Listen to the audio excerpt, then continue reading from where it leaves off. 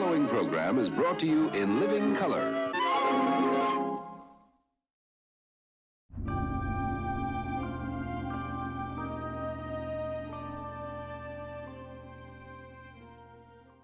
This is Jim from Trek World, and today we are going to talk about everybody's favorite subject, copyrights. In particular, how can you use a pre-existing image knowing that it's legal and no one can challenge you on it? Now, there are a couple of things we're going to talk about in the course of this video, but one thing I want you to make a note of right now at the top of your head is the year 1989, because that year plays a very, very significant role in copyrights. What role, you might ask? That was the year that the United States joined the Berne Convention on the Protection of Literary and Artistic Work. And one of the key components of that was, beginning in 1989, you no longer had to display your copyright on items that you create.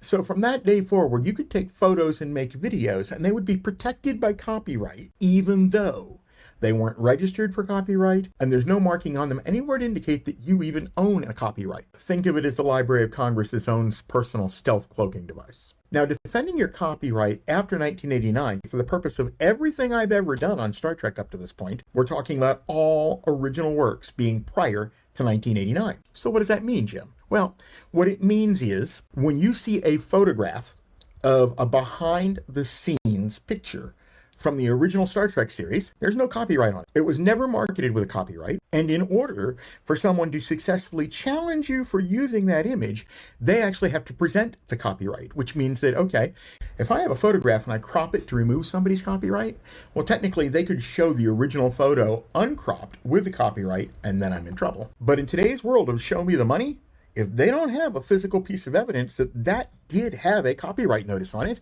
they can't take action. This is why you see so many of these single film frames that are available on eBay and everywhere else that you can copy, sell, do what you want to, provided they are of scenes that did not actually appear in the finished episode. So obviously, anything that's behind the scenes and bloopers are fair game.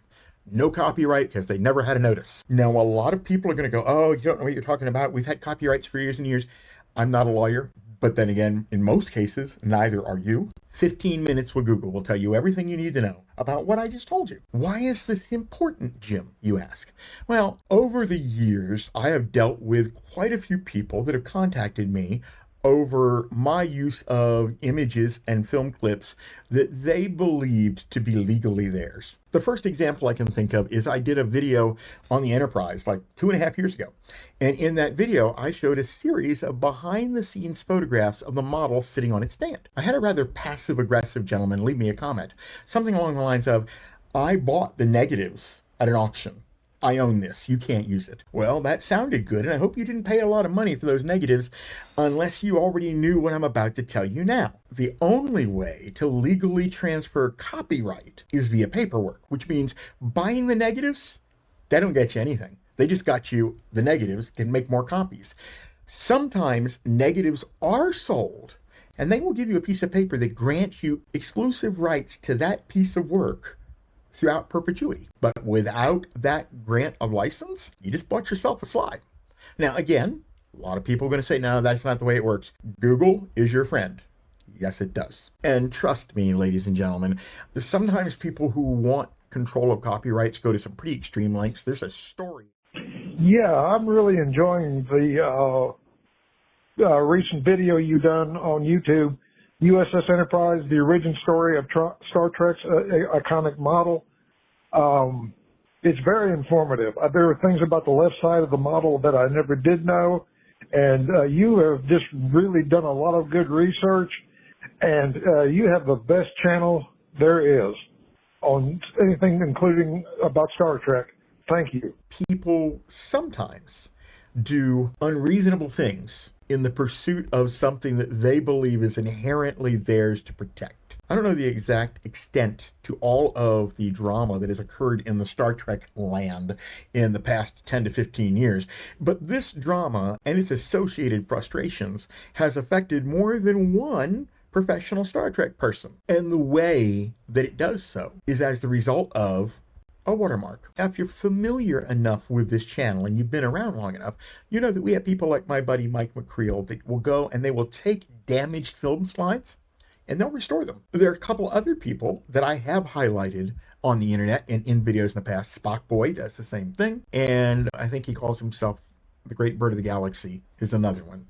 Those two guys right there are responsible probably for most of the restored slides that you and I get to look at, which is my way, guys, of saying good job and thank you very much. The one thing they both do that I'm not enthused with is they stick their watermarks on the pictures, and in some cases over the actual image, not down in the corner like Spock Boy usually puts his stuff along the bottom, whereas Great Bird of the Galaxy, he tends to put his stuff right over the image that you're looking at, over the Enterprise or whatever.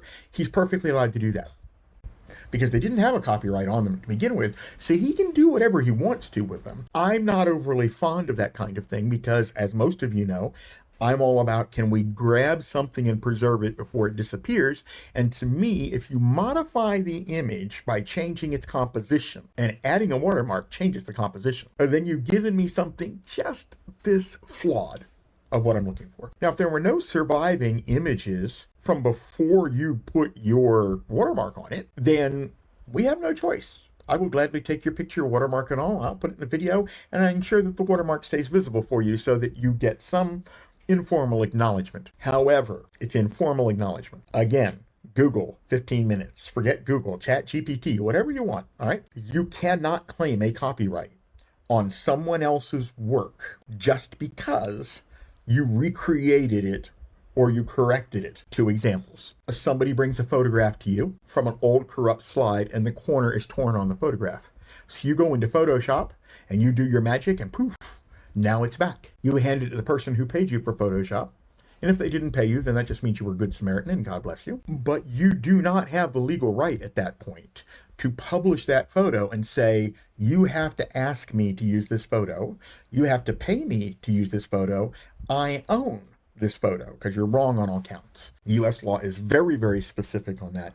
You cannot take somebody's work and make adjustments to it, no matter what the degree of technology it is, and claim a copyright or a protection on the item when you're done with it. Now, that being said, the same thing happens with things like blooper reels and deleted scenes and outtakes. This is video footage that was recorded, can you say it with me, before 1989? Never contained a copyright. And yet, some people still believe that you're in the wrong for using it. So let me see. What can I possibly use to illustrate when you can use a video without permission legally? I know. How many of you have watched a little known movie called Night of the Living Dead? Okay. $30 million in its initial run. It created the whole zombie craze. But by the way, folks, you'll notice he never actually referred to them as zombies. He didn't even really think of them as zombies. But hey, who's going to turn away from that credit, right? So the problem is, in its initial release, its name changed. When the prints were made, they were titled with Night of the Flesh Eaters. But the decision was made by the distributor that Flesh Eaters was perhaps pushing it just a little too far, but there was one slight problem. Under the title in the original print, Night of the Flesh Eaters had the copyright logo. When they cut that, they cut out the copyright notice. The movie got shown in a public premiere without a copyright notice, and instantly, George Romero's film was no longer. You can put Night of the Living Dead on, you can play it 1,000,000 times on YouTube, and they can't touch you for it simply because it is public domain. Because the requirement to display the copyright did not disappear until 1989. So no matter what else happened, if you didn't have the copyright, you were not protected. If somebody made a copy of your film and just cut your copyright out because it's easy to do that, we can do that real easily now, no problem. You have your original print with your copyright in it. Guess what? You trump that. You can sue this guy and you can get money. So how does this fit into Star Trek? Well, not only do film frames get restored, but occasionally video gets modified and or restored. You can run the blooper reels through a piece of software and increase the resolution, do noise balancing to remove a lot of the static from the sound, and you can pop it out there and say, I just did this update. Isn't this awesome? And you can go out there and you look at it and go, yeah, thank you. I've been waiting for someone to do that. You did a really good job of that. I do that if I actually find out who you are before the video is released. And that last comment about video might seem disingenuous, but so for that reason, if you do something with a public domain video and you put your watermark on it, like I said, if I can't find it anywhere else, I'll use it, and I'll use your watermark so everybody knows it's there. And I'll throw out attribution, and I might even mention you out loud on the video. But I won't contact you about it. I don't need to. And to be perfectly honest, reaching out to somebody specifically to ask them as a courtesy to use something they don't own when you're going to give them full credit for it in your end rolls, well, 90% of YouTube's that way. And in all honesty, legally, that's all you have to do. I don't even have to give the accreditation, but really taking somebody's work and pretending it's mine, well, that's a different story. It's still legally the same story as long as it was something that was filmed before 1989. If you have any videos, photos, or documents that you would like to donate to us, please feel free to send them to jim@trek-world.com or submit them via the web at submit.trek-world.com. 1989, but ethically, it becomes something a little bit different. So I've never found a picture. I'm not a photographer. I've never presented a single thing that was mine. Everything I got was from people giving me their photographs, or it's been posted on Pinterest, Google, Bing, any other place I can find it. And believe it or not, I do check to see if there are other copies that do in fact contain that copyright notice. Well, Jim, why would you want to do that? Well, because quite frankly, like I said, I'm going to try to be able to show this without giving accreditation to anybody. So the first thing I'm going to do if I see something that's watermarked is I'm going to verify that that is really the only copy that I can get hold of. And if that is the only copy, then it goes out, watermark and all. Recently, we had an experience with this. A well-known Star Trek fan did something that I do all the time. He went out and he bought a series of these slides. Same slides, by the way. Okay. And the film and the copies that we were aware of had all been chopped up into these little pieces right here. So the original film was no longer to be had. So he put images into an application like DaVinci Resolve or Final Cut, CapCut. There's all sorts of different programs out there that'll do that. And you lay them out in a timeline and you ask the computer, can you fill in the blanks? And the computer then generates for you a reconstructed video. And that video was very prominently featured on one of my videos recently. And someone reached out to me and said, oh, did you ask so-and-so for the right to use his images in film? And I wrote back to them. I said, well, to be perfectly honest, no, I didn't. But I did call him out verbally. I gave him physical notification at the bottom of the screen, and I put him in the credits. And I left his watermark intact. You can actually still see it. The law says, even though he recreated the video that had been cut by using its pieces, it does not create a new legal entity. That video is not protected any more than I can protect it because I took his video and I upscaled it to 4K and I removed the background so I could overlay it over that star field or overlay it in anything that I wanted to be perfectly honest, thus resulting in, like he did, a modified interpretation of what the original video looked like. I'm not allowed to claim it. I don't want to claim it. I didn't put a watermark on it. I'm not going to be one kind of those people that says one thing and does another. I won't put a watermark on stuff like this when I do work on them. Now, the reason I'm having this conversation with you is because the internet gets noisy about this. In all honesty, it's been noisy about this entirely too long. And guys, when people really become a pain in the butt, then the people they're being a pain to get up and leave. And when that happens, we lose access to something they have. And that's a big loss for all of us. So I'm definitely not out there to say, do things disrespectfully, steal something and say it's yours, remove somebody's watermark. No, work by the rules of the game. Do what you wish they had done for you. Every photographer and every video editor that I have ever worked with in the past 2.5 years on this channel, that's the response I always get from them if I do have the opportunity to chat with them prior to a video release. So at the end of the day, the real reason for this video and the reason I'm making a stand, which may not be very popular with everybody, but like I said, learn the law. You can. I did.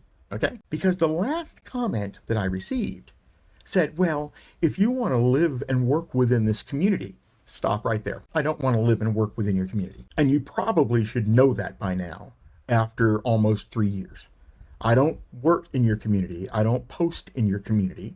I'm also pretty much 100% convinced that there are people out there that are not happy that you are trying to joust at windmills on their behalf, because doing so is bad public relations. This channel exists for my viewers. It does not exist for ego for anybody. If for some reason somebody comes up with something that I should have had a copyright on, and I see that's correct, I by all means will be happy to do that. The guy that reached out to me on the original behind the scenes photographs of the Enterprise, that was the answer I gave him. I'll be happy to pull these.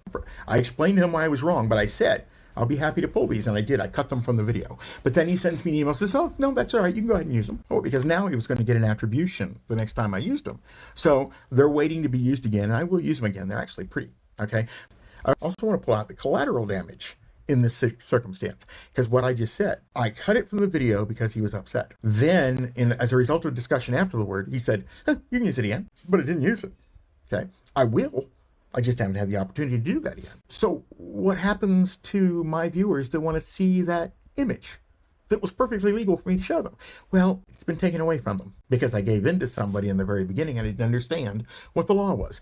So I felt this was a conversation that we needed to have, because part of one of the things I run into all the time here at the channel is that there are pieces of film and photographs that are in the hands of people who desire to keep them private, because as long as they're the only ones with them, they can claim an ownership over them. And yeah, you can. Possession is 9/10 the law. And if you don't share it with anybody else, then yeah, you have effectively, protected your investment at the expense of the community. I'll just throw out a couple, and then we can take it in the comments, okay? The original 16mm work print for the cage, it's out there. I've seen it. Okay. There was a Ticonderoga last year or this year, I'm not sure which, had William Shatner in it, and they showed footage from the cage of a scene that no one had ever seen before, and nobody has seen since. I mean, that's a real shame. There's footage out there of the cage, and it's being embargoed for a variety of reasons, and I would have liked to have seen it. I think everybody watching this video would like to see it. There are complete pristine copies of the blooper reels out there. You're not going to see them on YouTube. You're not going to see them anywhere else because they're not being shared. They have a perceived value in the private collector community. Same thing with photographs.